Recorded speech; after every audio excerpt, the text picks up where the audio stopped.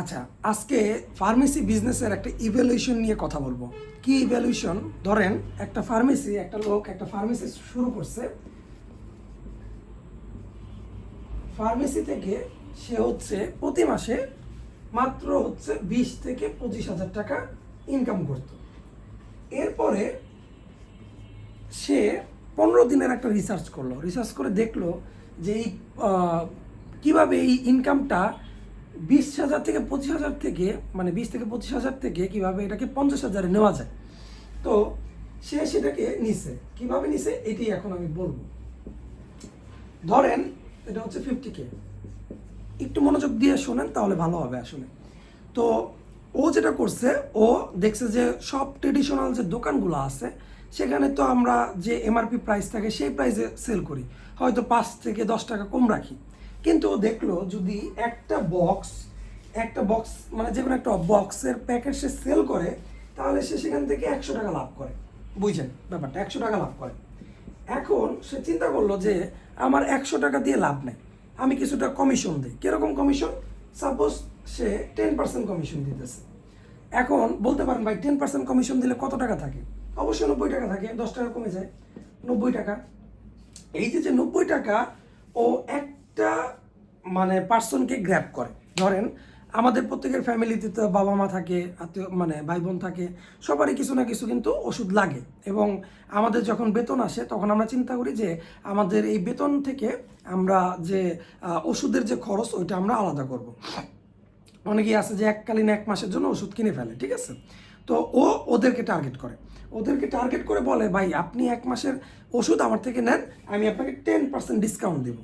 তো এখন সে যদি 5,000 টাকার একটা কাস্টমার, ধরেন আমি 5,000 টাকার আমি ওর থেকে ওষুধ কিনলাম, সে আমাকে এখান থেকে 10% ডিসকাউন্ট দিল, ঠিক আছে? তাহলে আমার এখানে 10% ডিসকাউন্ট দিলে কত থাকে? 1,000 হচ্ছে 10 টাকা, 1,000 হচ্ছে 100 টাকা, তাহলে 5,000 হচ্ছে 500 টাকা। তাহলে 500 টাকা ডিসকাউন্ট দিলে হচ্ছে কত হয়? ধরেন 4,500 টাকা। এই যে 500 টাকা ডিসকাউন্ট আমি পাইলাম, সেই ডিসকাউন্টে ও কিন্তু আমার থেকে 5,000 টাকা নিয়ে নিতেছে। বুঝলেন? এককালীন ও 5,000 টাকা পাচ্ছে এবং ওর এখানে 500 টাকা লস হচ্ছে, কিন্তু ওর কিন্তু কোয়ান্টিটি অনেক বেশিও সেল করতেছে।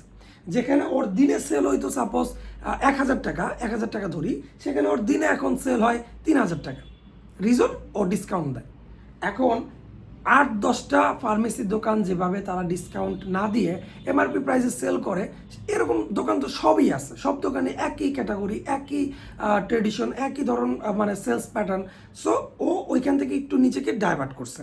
ওর কথা হচ্ছে ভাই আমি কোয়ান্টিটি বেশি দিব এবং প্রাইসটা একটু কম রাখবো, এতে আমার প্রফিট মার্জিন অবশ্যই বাড়বে। এই যে এই চিন্তা ধারণা থেকে কিন্তু ও এত পরিমাণ লাভ করছে। এবং আমি যখন ওর দোকানটা খুবই ছোট, একদম একটা চিপার মধ্যে একটা দোকান, কিন্তু ওই দোকানে সব লাইন ধরে দাঁড়ায় আছে। তা আমি পরে বললাম যে আসলে ঘটনাটা কি, একটু ফ্রি হলে আমাকে বলো তো।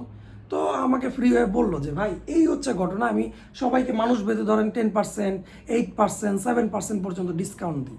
এতে কি হয়, ধরেন কেউ যদি 5,000 টাকা বা 7,000 টাকার প্রোডাক্ট নেয়, তার থেকে আমি 7% ডিসকাউন্ট দিয়ে যে টাকাটা আমার থাকে সেটা একটা লার্জ অ্যামাউন্ট। আমি খুচরা না বিক্রি করে আমি বাল্কে বিক্রি করতেছি। আমি একটা বড় অ্যামাউন্টে ওষুধ সেল করতেছি। এতে আমার প্রফিট হয়তো বা কিছু কম হচ্ছে, কিন্তু আমার কোয়ান্টিটি বেড়ে যাচ্ছে। আগে ধরেন 10টা কাস্টমার আসতো, এখন আমার কাস্টমার আসে হচ্ছে 30টা। এবং এর মধ্যে ওর প্রায় 90টা কাস্টমার হচ্ছে ওর ফিক্সড। বুঝেন ব্যাপারটা? 90টা কাস্টমার ওর ফিক্সড কাস্টমার, যে এই 90 জন ওর থেকে প্রতি মাসে ওষুধ নেবে, ঠিক আছে? এবং ওর যে ফ্রেন্ডস যারা ছিল, ওদেরকে টার্গেট করছে যে বন্ধু আমার দোকান থেকে যদি কোনো ওষুধ নেস তাহলে কিন্তু আমি তোদেরকে ভালো একটা ডিসকাউন্ট দেবো। এখন আপনি বলতে পারেন ভাই তাহলে কি ও মেয়াদ উত্তীর্ণ ওষুধ সেল করে? না, মেয়াদ উত্তীর্ণ ওষুধ ও সেল করে না। কারণ হচ্ছে যেহেতু ওর দোকানে প্রত্যেক দিন কার্টন ভরে ভরে ওষুধ দিয়ে যায়। রিজন হচ্ছে ও যত ওষুধ আনে তার প্রায় 20% একদিনে সেল হয়ে যায়, ঠিক আছে? ওর নতুন ওষুধ আবার আনে। তো এই যে এই প্যাটার্নটা আমার কাছে বেস্ট লাগছে।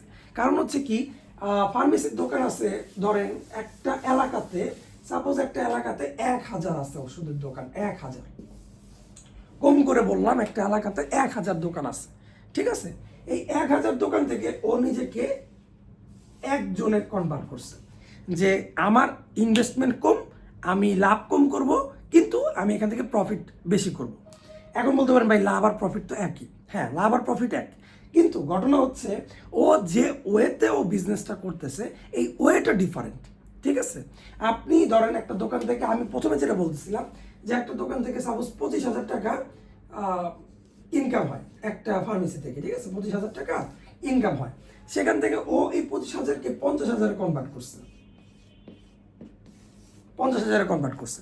রিজন হচ্ছে ও কমিশন দেয়, সবার সাথে গুড কমিউনিকেশন রাখে, বাকি দেয়। ঠিক আছে, কারণ সে জানে যে সে যেহেতু এখানে সে কোনো একটা প্রতিষ্ঠানে জব করে, সে মাসে স্যালারি পাবেই। আর আমরা তো আর ওরকম না, আগে যেমন বাকি খেয়ে বাকি দিব না, এরকম না। যারা শিক্ষিত সমাজ বা মধ্যবিত্ত, তারা কিন্তু এইসব জিনিসে খুব কনসার্ন থাকে যে এই লোকটা আজকে আমাকে বাকি দিতেছে, তাকে আমার বাকি টাকাটা শোধ করতে হবে। সো ও ওই রিস্কটা নিছে, বাকি রিস্কটা নিছে, এবং হচ্ছে যে কমিশনের থেকে ও মানে কমিশনটা দেওয়া শুরু করছে। এর জন্য ওর দোকানে লাইন ধরে মানুষ ওষুধ দেয়। অনেক বড় বড় দোকান আছে, মানে বিরাট বিরাট দোকান, দোকানের মধ্যে এসি টেসি হ্যান ত্যান, ও ওই ধার দিয়েও যায় না। ও ছোট্ট একটা দোকান, দোকানের মধ্যে ওর কথা হচ্ছে ভাই আমি প্রোডাক্ট দিয়ে মানুষকে সন্তুষ্ট করব, আমি একটু কম লাভ করব। দেখেন, ও কিন্তু চিন্তা করছে আমি একটু কম লাভ করব, কিন্তু ওর লাভ হয়ে গেছে বেশি, কারণ ওর কোয়ান্টিটিটা ও বেশি বিক্রি করতেছে। যেখানে 10টা আগে সেল করতো, এখন সেখানে সেল হচ্ছে 20টা, তাহলে তো প্রফিট বাড়বেই। লাভের মার্জিন একটু কম করছে, কিন্তু ওর প্রফিট কিন্তু বেড়ে গেছে। সো এই যে যে প্যাটার্ন দেখেন, এই প্যাটার্নগুলো কিন্তু আমরা মানে নিত্য নতুন জীবনে আমরা যখন প্রবেশ করি, যখন আমরা বিজনেস করার চিন্তা করি, এইসব জিনিস আমাদের একটু ফলো করতে হবে। আর আমরা কি করি, আমরা কোনো প্রকার আইডিয়া ছাড়া, কোনো প্রকার নলেজ ছাড়া আমরা ধাপ করে একটা বিজনেস শুরু করে ফেলি। তো এখন বলতে পারেন ভাই মানে ধাপ করে না করলে তো আসলে হয়ে ওঠে না।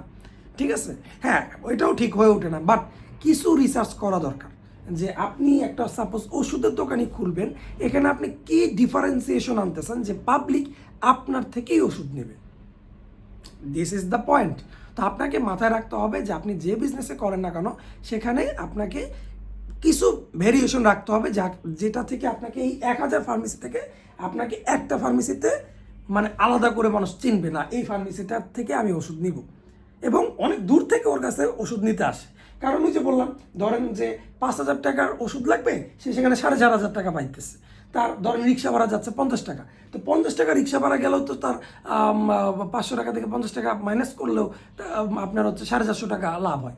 মানুষ কিন্তু মধ্যবিত্ত যারা আছে তারা কিন্তু এই জিনিসটা খোঁজে যে একটু কম খরচ হোক, আমার একটু কম টাকাটা খরচ হোক, যেখানে মানুষ অন্যান্য ফার্মেসি বেশি দাম রাখতেছে, সেখানে আমি একটু কম লাভ করি। সো এইভাবে আপনার বিজনেসটাকে আপনি একটু ডিফারেন্সিয়েট করেন।